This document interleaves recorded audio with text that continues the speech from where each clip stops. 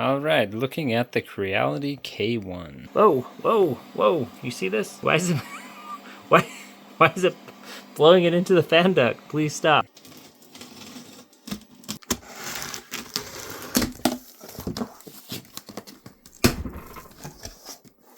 We've got quick installation guide, clear top cover, lots of packaging here. I can see the printer itself in there.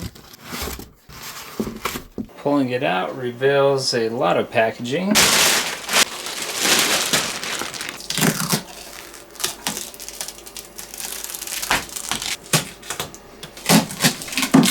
What have we got in here?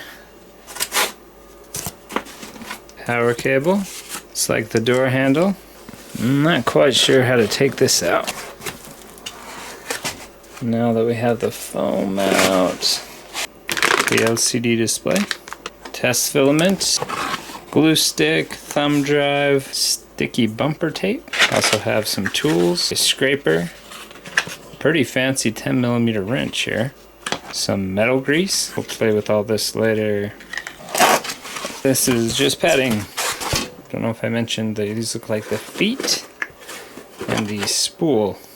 This is Creality's Hyper PLA White, 200 grams.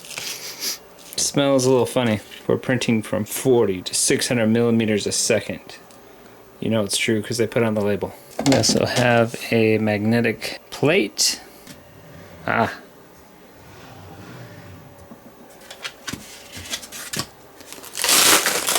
Like this.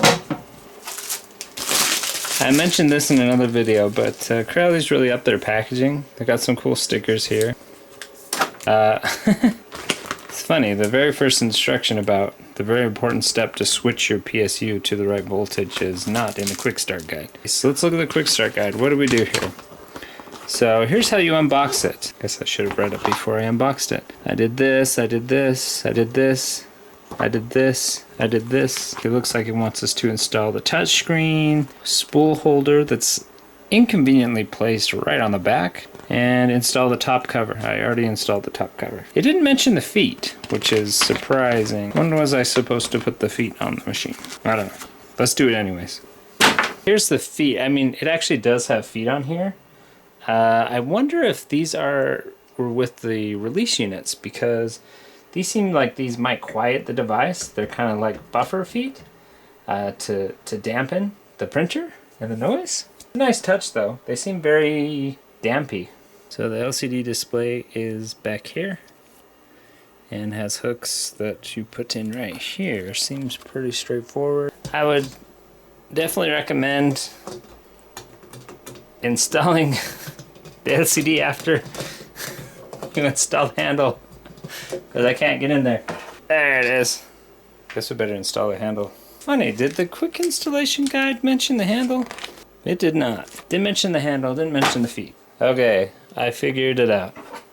Step 1, use spatula to open door. Step 2, place your black piece. Step 3, drop the screw. Alright, step 1, use spatula to open door. Step 2, put your screws through this little black piece right here. Step 3, put these little black caps over the screw and into the glass. Then take your handle, push it into position, begin tapping the screws into the handle. Then tighten it up until you're done. Now I'm going to install the spool holder. Turning that so you can see. It just inserts like this. We'll also plug it in.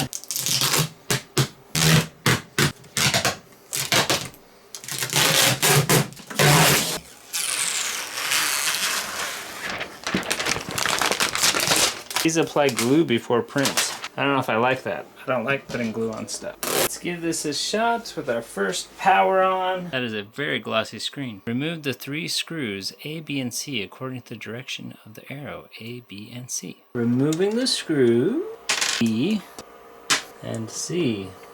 C is a little awkward to reach. C. Welcome to Creality 3D Printer. Please keep the blue cube and the diagram clear of debris and click OK. OK. Please set up your network. I thought something was going to happen. Now it's asking for time zone. Scan the Creality cloud binding. Skip that. Self-check process. Start detection. Do not touch the printer. Nozzle heating. Hotbed heating. Heat break cooling fan. Mainboard cooling fan. Moving. It's alive. Input shaping checking.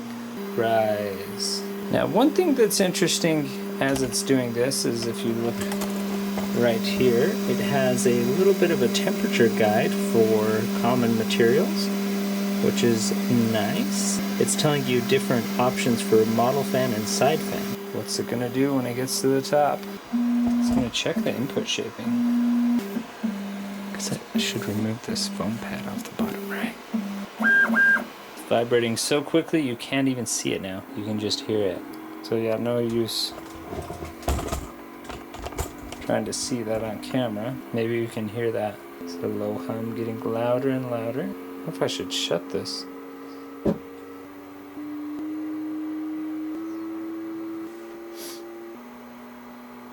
It takes a while for that input shaping to finish. It was probably checking the x-axis and now it's checking the y-axis. Okay, this one you can really hear. This is definitely the y-axis going. For supposedly being, you know, a really fast Core XY machine, this does seem to be taking a long time. While it's doing its input shaping checking, let's just look over the unit. It looks really nice. Definitely a step up for Creality. I started with the CR10, and the CR10 was not nearly as refined as this. And it has real Gates belts. The machine looks nice. Very cool. Lighted on the inside. The display looks great. The USB is on the front. This is my very first Core XY machine. While I do have experience with 3D printing, as you can see in my print lab there, I have a lot of 3D printers. This input shaper check is going on and on. Oh, holy cow, those fans are loud.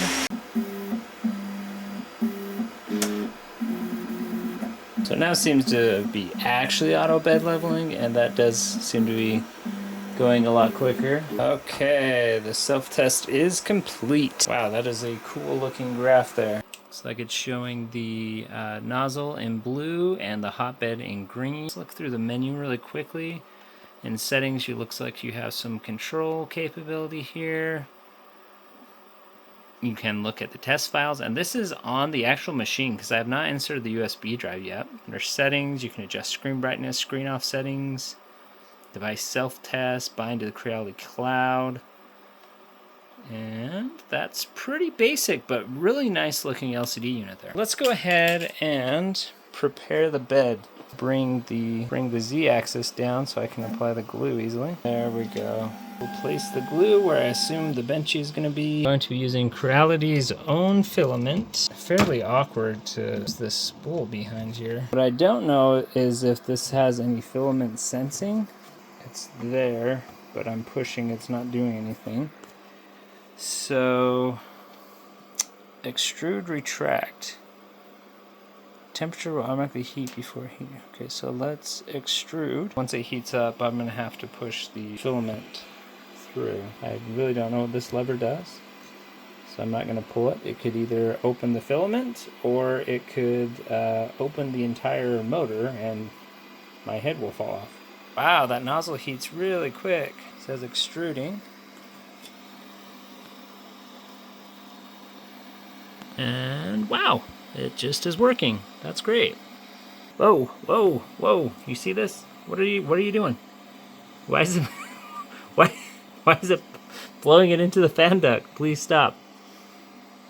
That's weird. I guess the print head was just in a weird location. Please stop. Please stop. Please stop.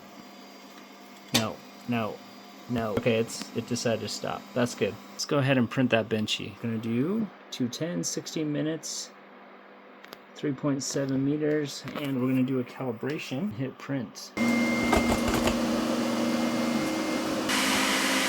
Again, these fans are super loud. Okay, looks like it's aligning itself to all four corners. Show me the power of your Benchy. 17-minute Benchy is taking 17 minutes to get ready. There we go.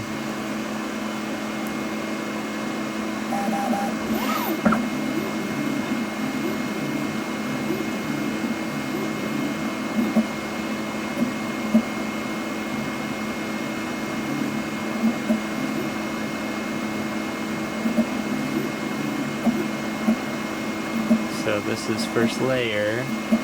So first layers always go a little bit slower. Ooh. There's the speed. And there's the fan.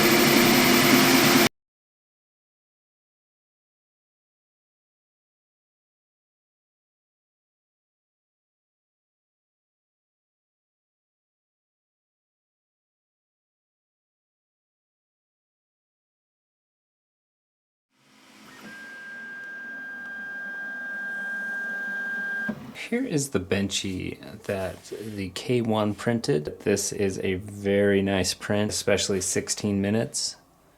Now, to be fair, it does take, quite a few minutes for it to warm up. I also printed this, which is a 27-minute Benchy on an MK4. Print quality on the K1 is rivaling the MK4 at 27 minutes. In fact, I would dare say that in a lot of areas, it is better. Now keep in mind the K1 has the brim. The Prusa doesn't have this brim on the bottom, in case you're wondering which one is which. But you can see in the details the way that it prints. Let me hold these kind of at the same level. They're both very good prints, but you have to keep in mind that the K1 was able to do this quite a bit quicker. They're both really good. And I did print these in the exact same filament, same spool, just to keep things fair. That's the K1's Benchy. But I want to look at a few more things. I want to look at some more functional prints, because with the K1, you get that full enclosure. So let's look at some more functional prints using PETG and ASA. So after my successful Benchy print yesterday, I just came in here and decided I would try some PETG. However, I don't know why, but I cannot get filament down the pathway. Okay, so 30 minutes later, I had to remove the nozzle and use the provided tool to take the nozzle off, clear the jam, all the way up through it. My issue is not like I had seen some other videos say. It was not anything to do with the extruder or its latch. It was literally a clog at the very top, right above the nozzle. Okay, so let's look at some functional prints. This is a PETG print. I was in the middle of printing this piece. This is actually the MMU 3 part, a main part for that, and it ran out of filament right in the middle, in the worst spot to try to recover from. I mean, it did recover, but it sat for like 12 hours before I knew I needed to replace the filament. And what that did was put a line in the middle of it, in literally the worst place possible, because that line is right in the middle of where there's going to be a lot of bearings, a lot of filament things, and I just wasn't comfortable with that print. So I decided to use the K1 and reprint this part. And there are a lot of things that that are telling about this particular print, and in a lot of ways, it looks really good. I mean, for one, some of that surface sheen looks really nice. The dimensionality is really nice, but let me point out a few flaws for you. For example, on the Prusa printed part here on the left, if you look at those numbers, they came out very clearly, where on the K1 you can see there's a lot of imperfections after in the middle of these prints. And what I think is going on here is it's just printing way too fast. Keep in mind that the K1 printed this an hour and a half quicker than this print was done. And I think the filament in a lot of ways was not quite keeping up with what the printer was trying to do, because you can see that the accuracy of the print is just really nice. There's some really good detailing. The surface of the print looks really good, but it was maybe trying to print just way too fast. And you can see in the color and sheen of the material, maybe it doesn't pick up on camera as much in real life, but this is almost like inky, and this is almost like graphene, and this is literally the same. This is the same roll of filament that this was printed on. So I mean, you could tune a lot of these things to make this print better. And in some ways it may be that, you know, it's just not, the filament itself is not capable of keeping up. We know trying to print fast, literally Creality had to come up with their hyper PLA to, you know, reduce some of the problems with trying to print so flippin' fast. But this is a good looking print. This is used. I would definitely use this in my print. I would like to maybe print this, you know, change some of the settings, play with the temperature, and see if I can dial it in a little better. So that is one thing that I might try on the K1, but I'll kind of allude to that in my conclusion on this video, because I printed quite a few things now, and I think my conclusion is kind of solidifying in my head here. But also look at the base of this. You can see that there's a lot of things that it did well, like all of these holes ended up printing midair. These are like gapped bridges. Some of them fell due to like blobbing or whatever on the MK4 print, but the K1 print, you don't have that. You see that it did a lot better on these very thin areas. You can see we got a lot of imperfection and bumpies on the MK4 print.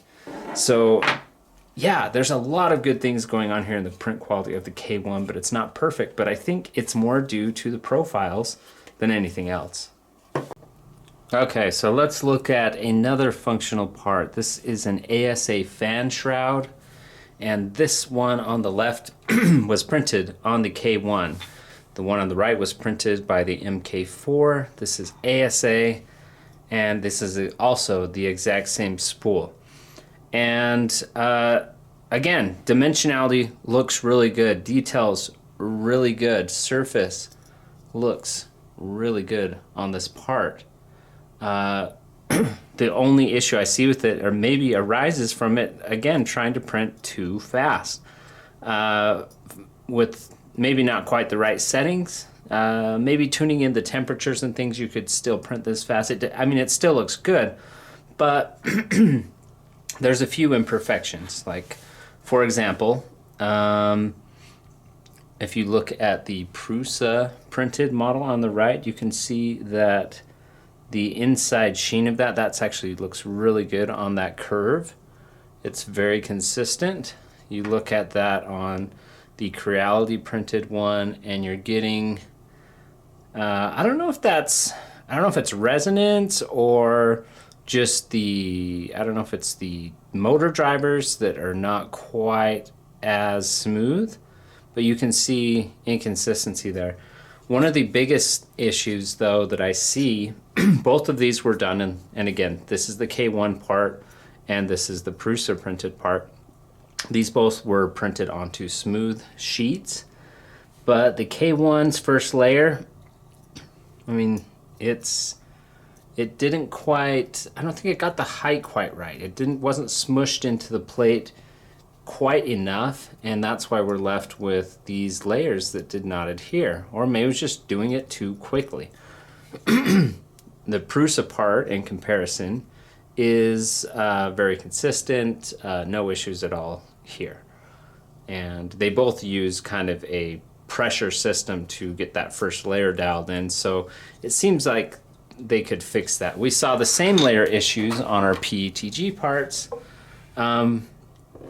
For example, I mean, well, look, it's doing it here. Completely different material, completely different print profile, and you're getting the edge coming off because it didn't quite smush into the plate as deeply as you would expect it to.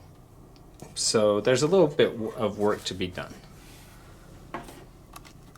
So the Creality K1 is an extremely capable machine. The motion system is really good. You can see the accuracy with that Core XY kinematics is really good.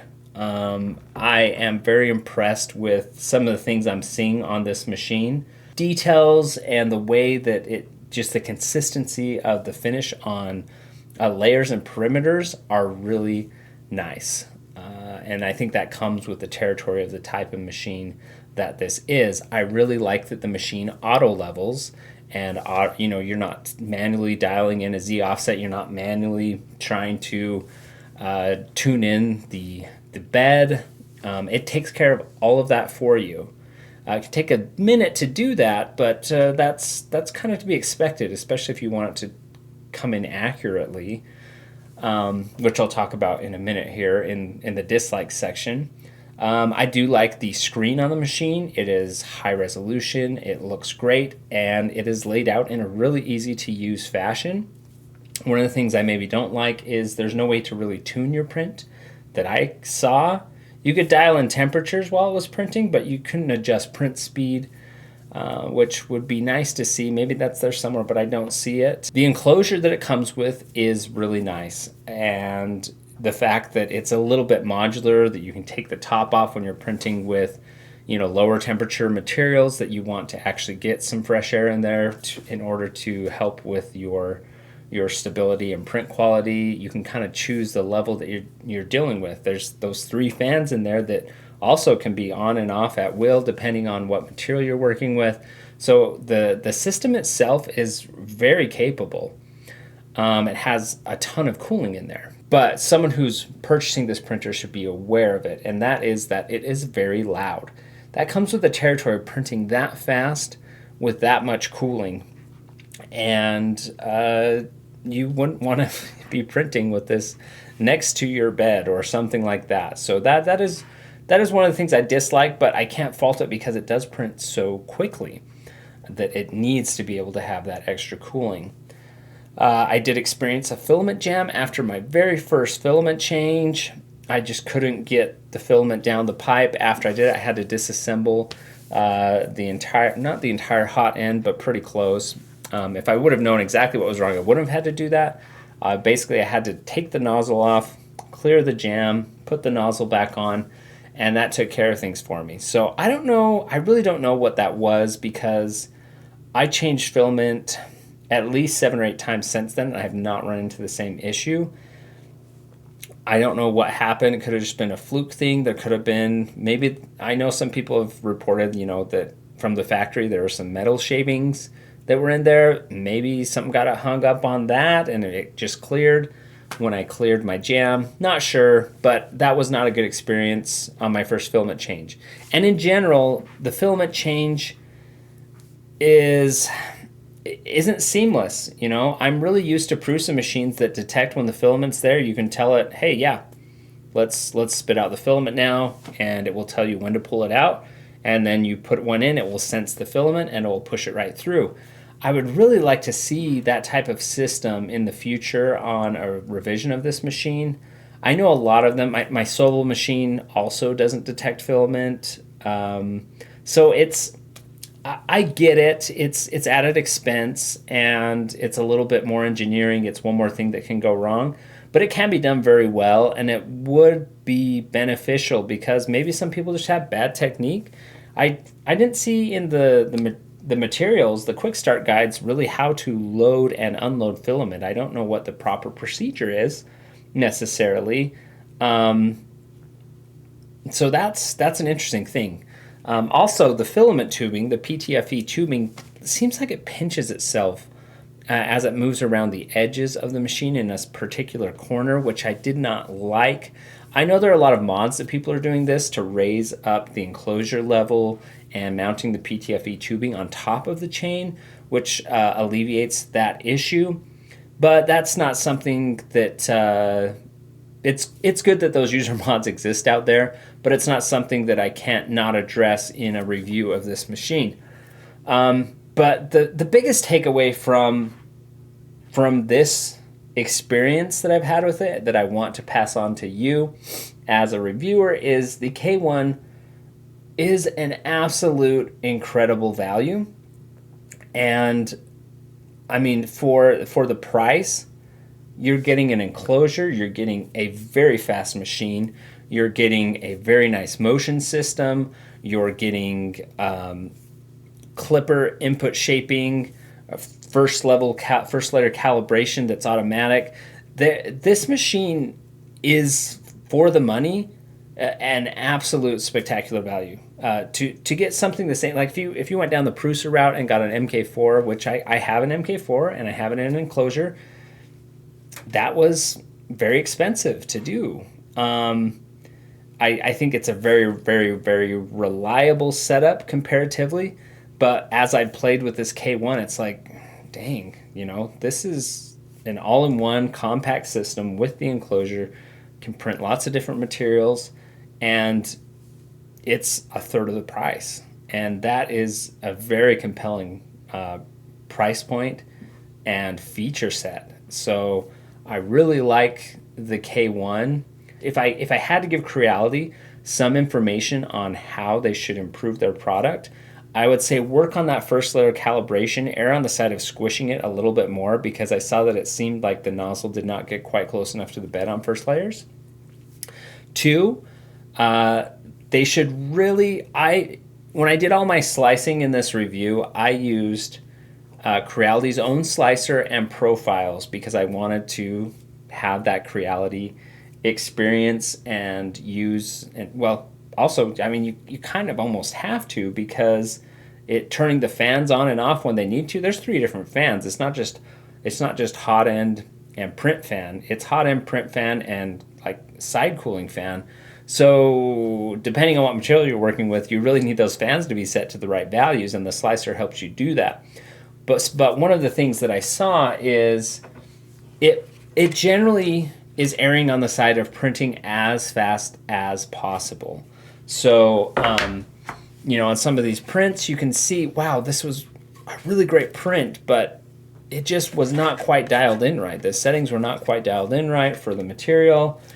And I saw that on everything: PLA, PETG, ASA, and granted, I may not be using Creality PETG and Creality ASA, but in general, it seems like I wish Creality would work on tuning their profiles and their software a little bit better. B, offer a speed profile and offer a slightly slower profile that works on structural integrity. And don't get me wrong either, guys. Like, I know you can tune your own print files. A lot of people love doing that. I'm just coming at this from the perspective of a person who, you just buy this machine because you want to get into 3D printing. They're not going to know how to adjust all the settings. So if you look at the Creality Print material list, it's very sparse, and the profiles are very sparse. There's a lot more they could do here to really improve the quality of life for some of this printer without adding any extra features or hardware or anything to the device. Adjusting that software would really improve things for new users. I would much rather take an extra hour to print a part if I know it's going to be if it's going to be a functional part. I would much rather print, in double the time if it's going to be a really solid part, because not everything's going to be models and super high print quality things. Sometimes you need structural integrity. You need time for the plastic to be melted and have good layer adhesion. And I think even like this part right here, if it would have just slowed down maybe even 10%, I really think that it would be a much better part. So it's fine to tune a really fast profile, but there's not enough profiles in that software from Creality. And I'd really like to see them improve that, because I think the K1 actually it's an incredible machine. It has all the right features. It just needs to be pulled in a little bit into a cohesive ecosystem that can be relied upon. And I think they could do that by just offering a few more print profiles, adjusting that first layer in. But should you buy the K1, I think that if you have a printing area that's separate from your living space, or you're not sensitive to that, I think it can be loud, and I think that's the biggest thing. For some people, that may be the deal breaker for some people, because this machine is actually incredible for the price. I see a very high value proposition for the K1, and I'm talking a lot now. But anyways, I really like it, and I think that if you are a person who wants to get into a Core XY, I think this is a great way to do that. So thanks for watching. Links in the description if you want to purchase this device. Thank you to Geek Buying and Creality for sending me the device to look at, and we'll see you on the next video.